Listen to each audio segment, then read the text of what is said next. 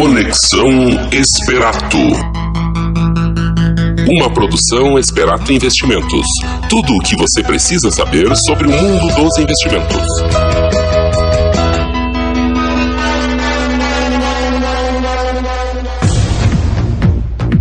Muito boa tarde a todos, sejam bem-vindos a mais um Conexão Esperato, seu programa quinzenal em investimentos, finanças pessoais, economia em um só local. Conexão Esperato chegando aí a praticamente 55 edições, chegando à terceira temporada. Meu nome é Felipe Fontana, sou um dos sócios da Esperato Investimentos e juntos aqui iremos trazer as principais informações do mercado financeiro, como a gente repete nesses 3 anos de Conexão Esperato, várias crises, vários momentos desafiadores da economia. Já tivemos também momentos interessantes de investimentos, momentos aí de crescimento do país, e agora novamente uma nova incerteza aí que a gente vai trocar uma ideia sobre essas informações aí em relação na economia, sempre na ótica do investidor, ok, pessoal? Segundo bloco aí temos Marcelo Osterman, nosso assessor de investimentos da Esperato Porto Alegre, fazendo um bate-papo sobre esse cenário também que ocorrendo em relação a dólar. Terceiro bloco aqui diretamente do estúdio, vamos falar aí também algumas coisas sobre proteção em dólar aí e as notícias aí nesse primeiro bloco, principalmente do relatório Focus. Esse podcast ele pode ser ouvido no www.esperato.com.br e também convido você a visitar o site www.centraldoinvestidor.com. Lá você vai ter vários materiais, e-books sobre tesouro direto, previdência, como ganhar 70% acima da poupança e outras aí informações de finanças pessoais, e apesar de ter toda a assessoria nossa aí nos seus investimentos. Ok, pessoal? Iniciando então o programa aqui com o relatório Focus do Banco Central, dia 1º de junho, semana bem conturbada na economia. A gente teve aí semana passada greve dos caminhoneiros, né, um momento aí bem 2 semanas, né, 10 dias, um momento bem tenso em relação aí as negociações em relação ao governo federal, uns são contra, outros a favor. Acredito que era esperado, nada mais, nada menos, depois do caótico aí de contas públicas, ocorrer essas revoltas aí. Então é natural essa alta da gasolina, a gente vai falar também um pouco agora, também no programa de hoje, ok? Falando um pouco aí sobre inflação, né, que a gente tinha uma expectativa de uma inflação controlada, né, a gente vê esse dólar explodindo e toda essa crise fiscal aí, uma inflação pressionando um pouco mais para cima. Espera-se uma inflação então de 3,65 relatório Fox, mas com certeza a gente vê algo muito maior nos próximos períodos aí de certeza de eleição, né? O câmbio também, a gente vê agora para quem tem o aplicativo aí do Central do Investidor, que pode puxar gratuitamente, ou também aí pelo quem tem conta na XP Investimentos, pode acompanhar o dólar futuro, dólar sendo negociado a R$ 3,92 na bolsa, buscando principalmente os R$4, algo aí realmente muito fora da curva, e preocupa um pouco aí algumas análises futuras. Para ter uma ideia, ontem uma reportagem até da Brasil Journal, né, circulou comentários de uma apresentação feita por um dos fundadores e gestor SPX Capital, Rogério Xavier. Rogério Xavier tem um fundo SPX que até tem como previdência para quem quiser investir em multimercados, SPX Nimitz, o fundo que tem lá na plataforma para quem quiser investir.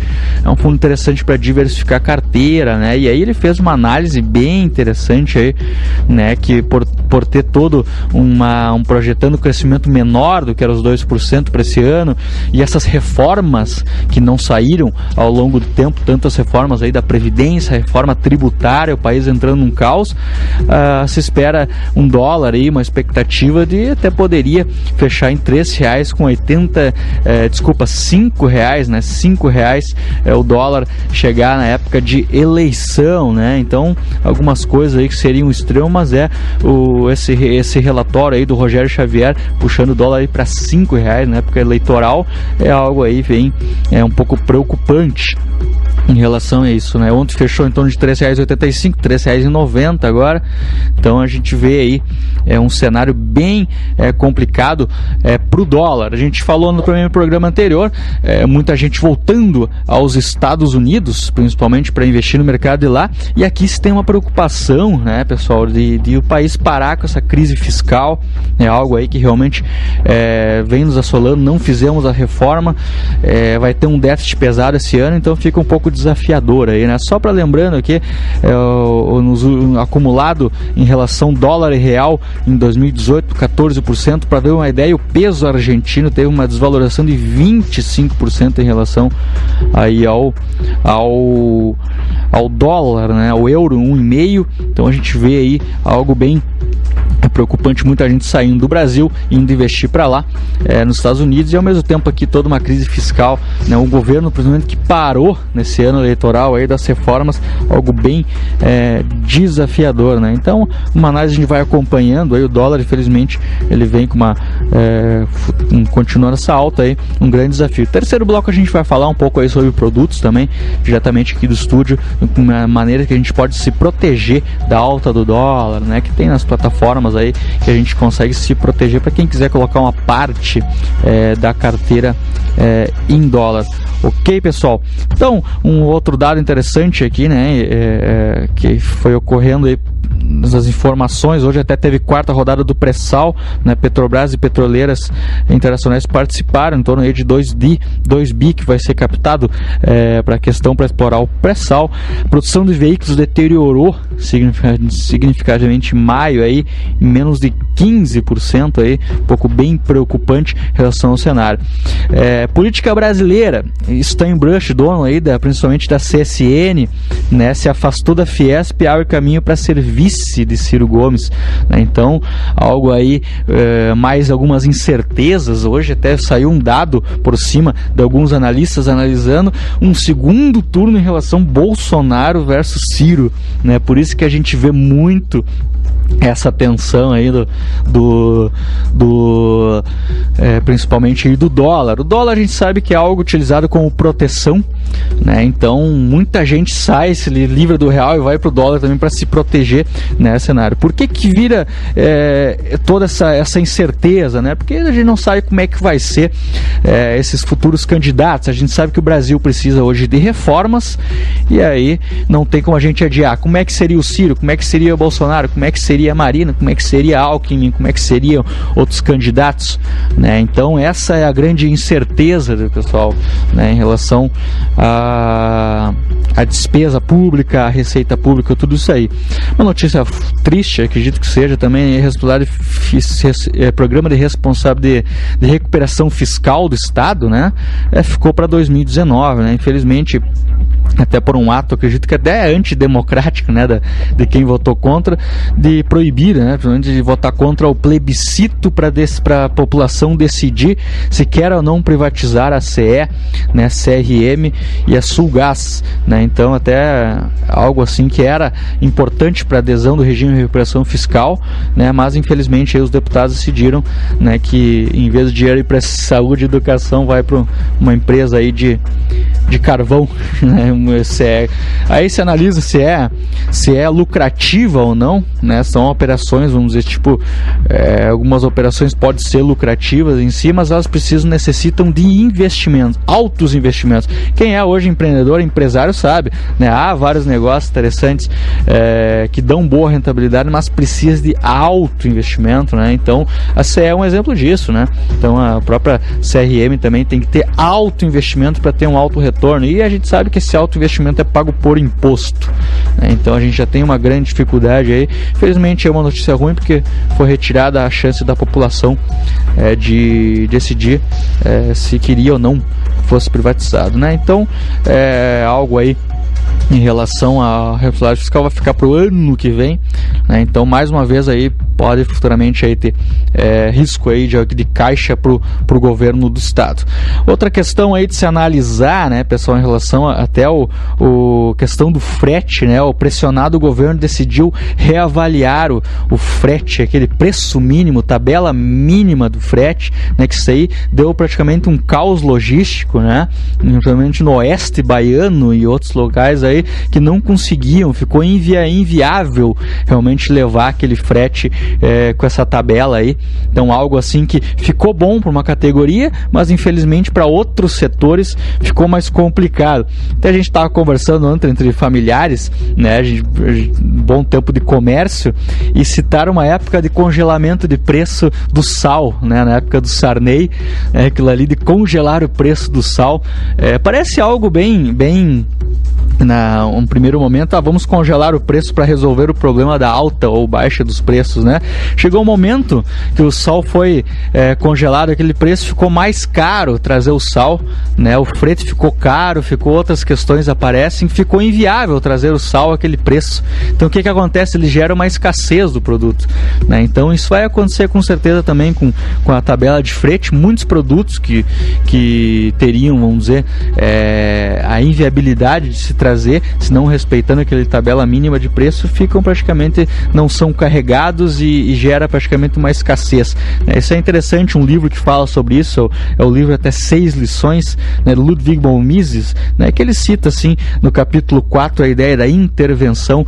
Qualquer política de segurar preços, de ter algo assim de congelamento de preços, gera escassez no mercado. Ele resolve um problema de curto prazo, mas depois ele gera outros problemas em outros setores, e é o que está acontecendo principalmente aí no setor. Então ele pode gerar um problema muito grande aí de escassez ao longo do tempo de frete, de transporte, né? Então tabela mínima de preços não é uma solução.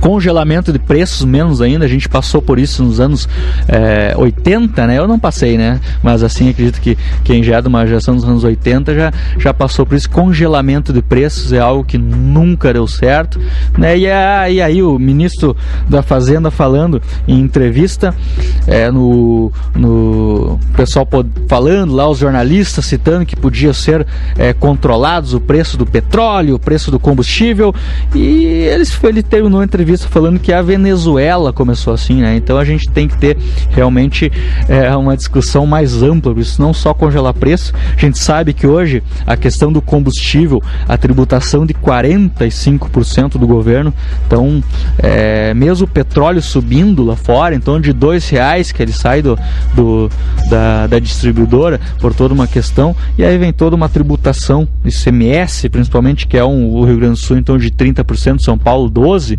Então, infelizmente, botaram a culpa, né, na Petrobras sozinha, vamos dizer assim, acharam ela como a grande culpada, o parente, que é um grande gestor, e aí ficou no silêncio aquela questão do governo cobrando 45%, né, no combustível. Então, algo aí que com certeza vai ser reavaliado, né? Não tem como controlar essa questão de política de controle de preço.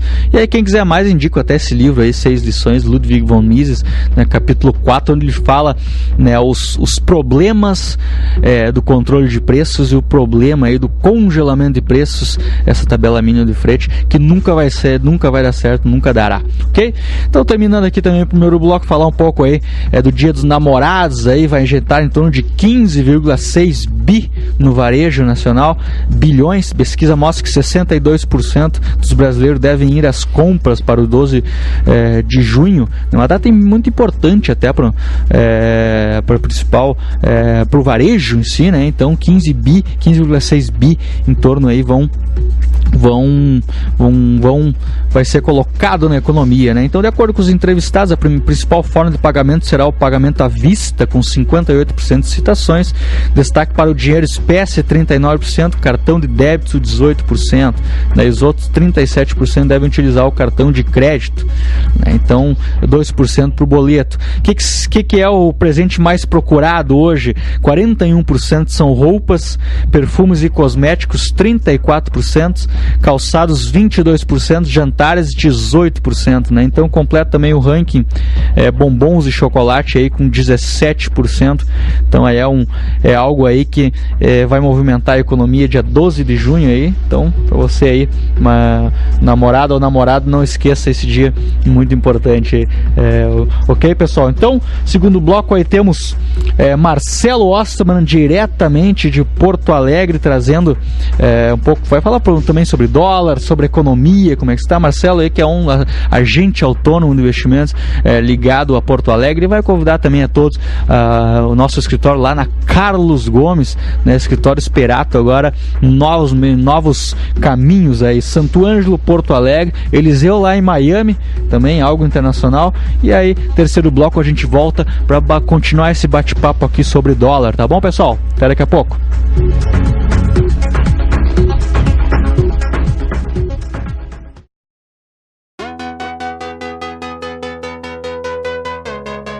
Conexão Esperato. Uma produção Esperato Investimentos. Tudo o que você precisa saber sobre o mundo dos investimentos.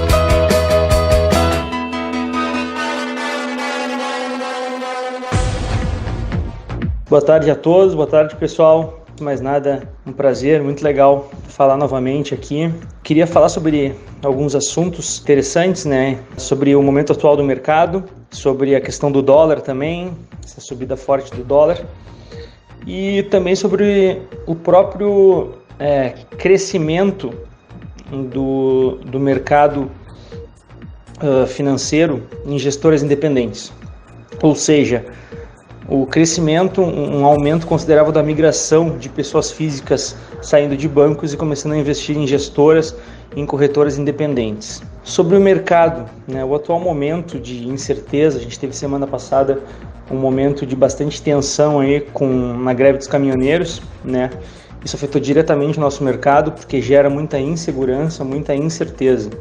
A partir do momento que um país como um todo todos os setores da economia, primário, secundário, terciário, são afetados, né? O PIB brasileiro vai sofrer com certeza em virtude dessa greve e a tendência, na verdade, é que ele venha a diminuir aí de 0,2% a 0,3% pelo impacto exponencial da greve, né? Esse impacto deve ser sentido mais para o segundo semestre, evidentemente, né? A gente já está terminando o primeiro semestre, deve ser sentido mais para o segundo semestre. Dessa forma, o PIB, a projeção de PIB vai cair um pouquinho, sendo que a gente ainda tem para o segundo semestre aí eleições, então tende a ser um segundo semestre de volatilidade, uma certa incerteza em relação a quem pode ganhar a eleição. Se fala em Bolsonaro, se fala em Ciro Gomes, se fala em Alckmin. Atualmente esses são os três nomes mais fortes no páreo, mas é preciso que se confirmem as candidaturas para se entender a situação da Marina Silva e até do próprio Lula. Em relação a essa situação que aconteceu semana passada, né, a greve dos caminhoneiros, se viu muitas notícias, se viu muita fake news também, né, aquelas notícias falsas que são divulgadas na internet. Eles fizeram muitas pesquisas, né, sobre o que o brasileiro acha, sobre o que a população achava.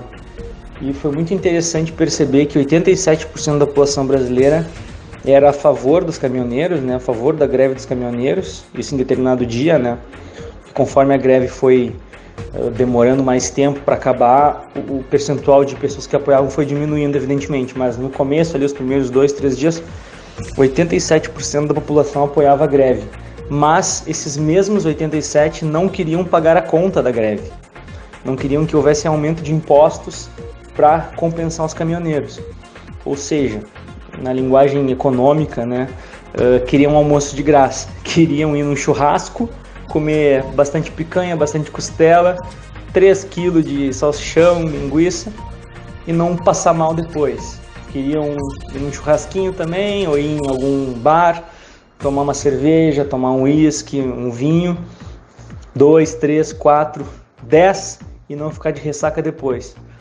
Não adianta, né? Toda ação acaba tendo uma consequência, né? Uma reação que é uma consequência. E essa ação dos caminhoneiros gerou uma consequência, que foi o governo ceder a eles, e isso vai trazer sim um resultado, e quem vai acabar pagando a conta somos nós. Por isso mesmo, por esse tipo de situação que o nosso país, por ter uma economia estável, recente, né? Vamos colocar aí desde 94, quando o Plano Real entrou em vigor. A gente tem aí 24 anos de economia estável, mas ainda com alguns percalços, né, e algumas incertezas, especialmente inclusive a inflação, que a gente deve focar a nossa atenção em educação financeira. Educação financeira é a base para um conhecimento relevante e para uma atuação exitosa nos seus investimentos. Tá? Tem uma frase muito boa de Benjamin Franklin, se eu não me engano, que é: se você acha educação caro, experimente a ignorância. E ela é muito verdadeira, na minha opinião, pois o conhecimento ele pode até ser caro, um curso, um livro, alguma coisa assim, mas ele te agrega de uma forma tão considerável e perene que acaba valendo muito a pena.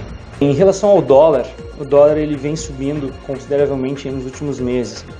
Muita gente vem me comentando sobre dólar, se compra agora porque vai para 4, vai para 4,20, vai para 5, como é que não é. Tanto pessoas que vão viajar, quanto pessoas que querem investir. Bom, eu sou economista, tá?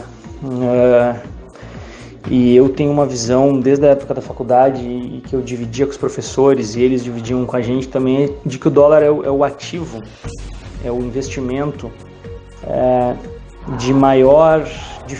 o investimento que a gente tem maior dificuldade para prever o seu comportamento, né? Porque ele tem muitas variáveis. Ele tem variável política, variável econômica, variável bélica, né? Então, se os Estados Unidos cortam ou aumentam uma tarifa para a China, o dólar sofre variação. Se o Trump cai, o dólar sofre variação. Se a Coreia do Norte diz que vai enviar um foguete, uma bomba nos Estados Unidos, o dólar sofre variação também. Então são variáveis das mais distintas e não correlacionadas. Então o dólar é realmente um ativo de difícil precificação no médio e longo prazo. Dessa forma, a melhor opção para se trabalhar com dólar são as compras constantes, né? Seja para viagem, seja para investimento. Se tu vai lá e compra mensalmente, ou bimestralmente, ou trimestralmente, um valor em dólar via fundo cambial, acredito que seja a melhor forma, tu vai tendo essa variação do dólar junto contigo. Tá? Se o dólar cair, tu vai estar ali no fundo cambial comprando a mesma quantidade de dólar, e se o dólar subir, tu vai estar ali no fundo cambial comprando a mesma quantidade de dólar. Ou seja, tu vai estar protegido, né? Tu não vai fazer isso para ganhar dinheiro. Se tu comprar e o dólar subir e explodir, tu pode vender e realizar, ok. Mas idealmente tu vai fazer isso como uma maneira de se proteger para futuras viagens ou utilização do dólar. Ah, mas eu quero investir em dólar. Então tá, então pode comprar mensalmente ou espera determinados momentos quando a moeda der oportunidades após quedas voluptuosas, né? Caiu 10%, vai lá e compra um pouquinho. Vamos dar um exemplo mais claro. Digamos que o investidor tenha 50 mil reais, ele quer colocar em dólar. Pode comprar agora 10 mil, compra 10 mil, deu, pronto, deixa os outros 40 em renda fixa. Se a moeda cair 10% desse preço que está agora, compra mais 10, deixa o resto em renda fixa. Se cair mais 10, compra mais 10 mil e assim por diante. Esse escalonamento é um gerenciamento de risco necessário. E por último, falar um pouco sobre o crescimento do mercado, né? Já pontuei isso anteriormente. O crescimento do mercado de pessoas físicas que acabam investindo fora dos bancos tradicionais. Felizmente, isso vem acontecendo com grande frequência aqui no Brasil. É um processo natural que já aconteceu em outras grandes economias, em economias desenvolvidas, né? Nos Estados Unidos, cerca de 10% apenas da população investe em banco, a Inglaterra também, a Alemanha também, e no Brasil ao contrário, no Brasil a gente tem apenas 4% da população investindo em gestoras e corretoras independentes, ou seja, tem muito espaço, muita gente ainda para migrar para esse setor, e essa migração eu acredito piamente que só vai ocorrer através de educação financeira. A partir do momento que as pessoas entenderem os benefícios da educação financeira, entenderem os benefícios que uma atuação individualizada, específica e idealmente sem conflito de interesse pode ter a elas não vão pensar duas vezes entre continuar num banco ou ir para uma atuação individualizada com um gestor, com um assessor atuando junto a ela. Pessoal, então agradeço a oportunidade de falar um pouquinho sobre investimentos, sobre o cenário atual também do dólar, do mercado financeiro como um todo, da participação das pessoas físicas. Qualquer dúvida a gente está à disposição. Esperato Santo Ângelo aqui em Porto Alegre também, o escritório aqui de Porto Alegre está à disposição para vir aqui tomar um cafezinho, tá bom? Valeu, voltamos aí então com o pessoal do estúdio. Abraço.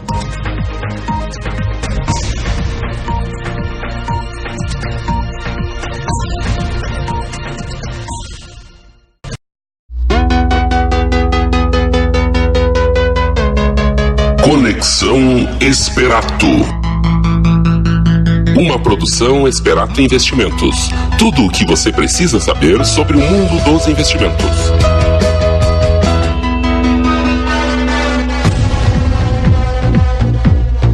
De volta aqui, Conexão Esperato. Depois de ouvir aí Marcelo Ortman, um abraço pro Marcelo Ortman, que com certeza deve estar nos ouvindo lá em Porto Alegre, fazendo uma explanação aí sobre investimentos, o papel do assessor nessa hora, né, e já introduzindo a isso, né, o papel da assessoria nesse momento que a gente vive desafiador, e os momentos que a gente viveu desde 2011 que a gente abriu, já esperar desde 2009 que eu estou no mercado, né, a importância de ter um assessor de investimentos, né, para tentar montar uma carteira sempre respeitando o perfil do investidor. A gente está tendo agora um momento na bolsa de valores bem de saída pesada de investidor internacional, talvez já não acreditando numa recuperação do Brasil, né, pode estar acontecendo. O dólar disparando também agora, chegando no patamar, para ter uma ideia, o dólar futuro 2,39, 3,948, chegando a 3,95, o dólar podendo passar dos 4 logo, então demonstra aí umas crenças, e a gente vê ações boas, principalmente de bolsa, aí caindo pesada, a própria bolsa caindo, né, então demonstra aí um momento aí econômico, como a gente tem que ter seriedade, né? Os políticos não podem mais brincar na questão das reformas, né? Isso aí já foi muito empurrado, e para a gente não ter problemas futuramente aí, de crise fiscal no país mais forte do que tem hoje, né? Então, e aí o papel do assessor de investimentos vem para montar uma carteira, né? Para esse momento, mesmo com o juro baixo, o que vamos fazer, sempre respeitando o perfil do investidor, né? A carteira, por exemplo, de renda fixa ligada ao CDI, com certeza daí vai render sempre acima da poupança, bem tranquilo. Aplicações um pouco mais ligadas a fundos multimercados, já busca um pouco mais uma gestão, né? O gestor vai tentar buscar um resultado, ou pode ser em moedas, ou pode ser em juros, pode ser em um pouco de ações, renda fixa, e ele vai montar uma carteirinha em relação a isso. Maio foi um pouco desafiador até nesse sentido, e aí tem as ações, né, para quem gosta de um risco um pouco maior, né, no sentido até o clube de investimentos elevado que a gente tem, mesmo sofrendo, né, nesses períodos, né, já vem com retorno acima de 20% no ano, criando uma gordura para esses momentos, né, para a gente aproveitar depois uma possível melhora, né, em relação aí ao setor bancário, setor de indústria, né, então é um desafio aí, para ter uma ideia, ações altamente baratas aí, que nem Banco Banrisul hoje caindo bastante, outras ações aí, Itaúsa, que é Banco Itaú, e a gente aí chega uma hora que a gente tem que fechar o home broker, fechar realmente de ver a cotação e realmente olhar para a empresa, estudá-la, utilizar olhar os fundamentos, porque se for realmente empresas boas, elas voltam ao longo do tempo, né? Bom, pessoal, então, fazendo uma introdução, então, só porque o Marcelo falou muito bem da importância do assessor financeiro, né, nessas horas também desafiadoras, né, e a Esperato está lá disponível sempre para assessorar os seus clientes, de uma maneira de montar uma carteira sempre crescente e sempre preparada para o futuro aí, para a gente criar sempre algo positivo ao longo do tempo. Hoje o Esperato em torno de 235 milhões de reais em custódia administrados, né? E aí a XP Investimentos também com 150 bi em custódia, Esperato aí com 9 assessores na região inteira, escritório em Porto Alegre agora com Marcelo e João e toda a equipe, Então, isso aí é mostrar a solidez e a importância nessas horas aí de estar em um escritório de investimentos para a gente aproveitar as oportunidades. Ok, pessoal, então entrando agora na questão que o pessoal nos pede, aí, Felipe, a gente vê essa forte alta do dólar, aí eu queria ter uma exposição em dólar, será que eu compro a moeda? Será que o que eu faço, Felipe, com esse momento, se o dólar realmente chegar aí nos R$4,35, né, que alguns analistas falam, tudo é expectativa, sempre lembrando, são analistas credenciados na CVM, né, então expectativa somente de chegar ao dólar nesse patamar, mas é um produto interessante que o pessoal pode utilizar, em vez de lá ter moeda física em casa, que às vezes é meio complicado. Claro, para quem vai viajar sempre é interessante ter um dólar, né? Existe o tal dos fundos cambiais. Os fundos cambiais, eles têm resgate de um dia, né? Então você pode aplicar lá, esse fundo é nada mais ou menos, você aplica no fundo, lá a plataforma XP Esperato tem lá esses fundos cambiais a partir aí de R$5.000, e aí você pode utilizar esse dinheiro, ele entra para o fundo e o fundo compra, né, contratos de dólar, então vai pegar a oscilação. Se o dólar subir, ele vai seguir essa oscilação, se o dólar cair, ele também vai seguir essa mesma oscilação. Então serve como se fosse um fundo cambial para proteção, né, que ia botar uma parte lá 10, 15, 20% do patrimônio e vai seguir a flutuação do dólar. O dólar como investimento é uma coisa bem complicada, né? É mais para se proteger, para quem realmente vai fazer uma viagem, vai comprar uma máquina, né, o importador, exportador, né? Mas ele é bem como investimento, a gente não vê, tem que ter algo melhores, né? Somente para proteção. Cenário para quem acredita que o dólar vai subir, pode botar uma parte aí em fundos cambiais, né? Então tem lá a partir de R$5.000 você consegue ver. Se precisar do dinheiro, Felipe, como é que funciona? Em um dia, né? Pedir o resgate, em um dia já está na conta esse recurso. Questão de tributação, como é que funciona a questão do fundo cambial, Felipe? Novamente a questão que é 15%, né, na questão da rentabilidade, né, o fundo cambial, que um fundo de renda variável, que ele vai comprar em moeda em dólar, 15% da rentabilidade ele vai te reter no momento do resgate. Então isso aí vai vir lá no final do ano, na questão de informe de rendimento, já vem pronto, só declarar, não precisa fazer DARF e nada, né? Então é uma maneira aí para quem quiser pegar essa oscilação do dólar, lembrando que sempre é importante respeitar o perfil do investidor. Se o dólar realmente cair, o fundo também vai cair, né? E se o dólar subir, acompanha essa variação. É uma maneira que tem como se colocar. Outra possibilidade para empresas, né, que a gente faz bastante lá, é o tal do NDF.